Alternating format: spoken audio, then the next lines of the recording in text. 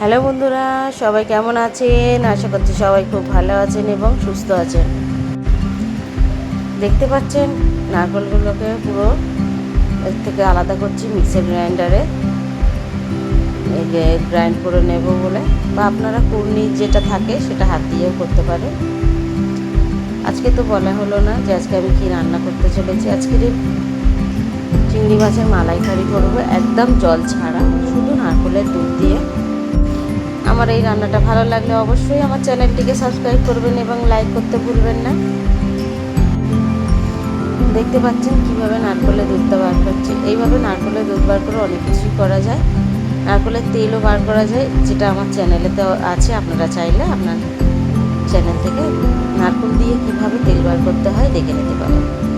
এইভাবে দুধটাকে পুরো একদম ঘন দুধটা প্রথমে বার করে নেব, তারপর একটুখানি জল দিয়ে আমি করেছিলাম, কারণ এতে একবার না মানুষ 2-3বারও করে, আমি সেটা 2বার করেছিলাম অল্প করে। এই চিংড়ি মাছটা প্রথমে আমি একটুখানি আদা রসুন আর একটুখানি লঙ্কার গুঁড়ো, হলুদ গুঁড়ো, জিরে মরিচ আর লবণ মাখিয়ে রেখে দিয়েছিলাম এই 7 ঘন্টার মতো। হ্যাঁ, অবশ্যই একটুখানি পাতিলেবুর রস দেবেন, চিংড়ি মাছের মধ্যে ভালো লাগে বা ম্যারিনেশনটা খুব ভালো হয়। এবার আমি একটা কড়াই নিয়েছি, কড়াইটা একটু গরম হলে এর মধ্যে একটুখানি সরষের তেল দেবো। সরষের তেল দিয়ে এবার একটুখানি আমি কালো জিরে ফোড়ন দিয়েছিলাম, আপনারা হয়তো খেয়াল করেছি কিনা জানি না। ফোড়নটা দেওয়ার পরে বেশ কিছুটা পেঁয়াজ আমি এখানে কুচিয়ে রেখেছিলাম, সেই পেঁয়াজটাকেও দিয়ে দিয়েছি।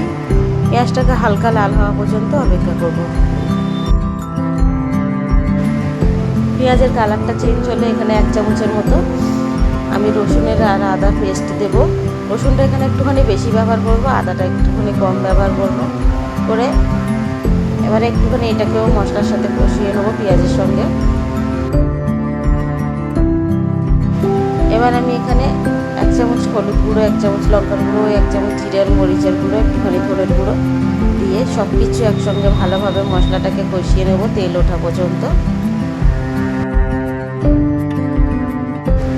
মশলাটা যাতে তলায় লেগে না যায়, আমি এখানে নারকেলের দুধ একটুখানি দিয়ে দিয়েছি।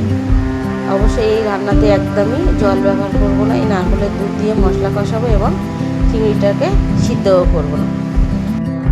মশলাটা কষানো হয়ে গেলে এবার আমি চিংড়ি মাছটা দিয়ে দেবো। দেখতে পাচ্ছেন মশলাটা খুব সুন্দর করে কষানো হয়ে গেছে, তেলটা উপরে উঠে এসছে।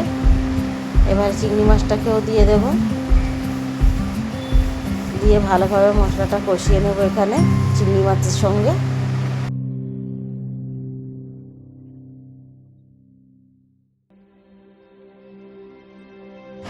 এখানে কাঠিগুলোর জন্য একটুখানি অসুবিধা হচ্ছে, কাঠিগুলো ওই বাচ্চাদের জন্য করা, যেহেতু ওরা ভালোবাসে এরকম খেতে, সেই জন্য মালাইকারি এরকম দেখতেও ভালো লাগে।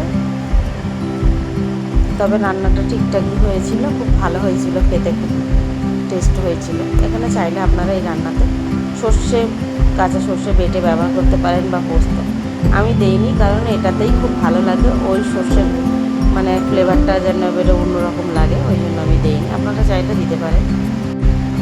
বেশ কিছুক্ষণ পরে আমি আবারও একবার ঢাকা খুলে নেড়ে দিয়েছিলাম। এটা একটু তাড়াতাড়ি মানে কিছুক্ষণ পরপরই নাড়তে হবে, যেহেতু দুধ তলায় ধরে গেলে পুরো একটা স্মেল বেরোবে, সেই জন্য এখানে আমি একটা কাঁচা লঙ্কা দিয়েছি, সুন্দর গন্ধটা বেরোবে বলে। এবার ওর সঙ্গে আমি একটুখানি চিনি আর একটুখানি লবণ দিয়েছি। আপনারা চাইলে চিনির পরিমাণটা কমাতে বা বাড়াতে পারেন, আমি অল্প করেই দিয়েছিলাম। এবারে এর সঙ্গে আমি একটুখানি বাসন্তী পোলা আর একটুখানি সাদা ভাত দিয়ে সার্ভ করছি। বাসন্তী পোলার রেসিপিটা আপনাদের সঙ্গে অন্যদিন আমি শেয়ার করব। কেমন লাগলো অবশ্যই জানাবেন আমাকে, যে আমার এই রেসিপিটা কেমন লাগলো।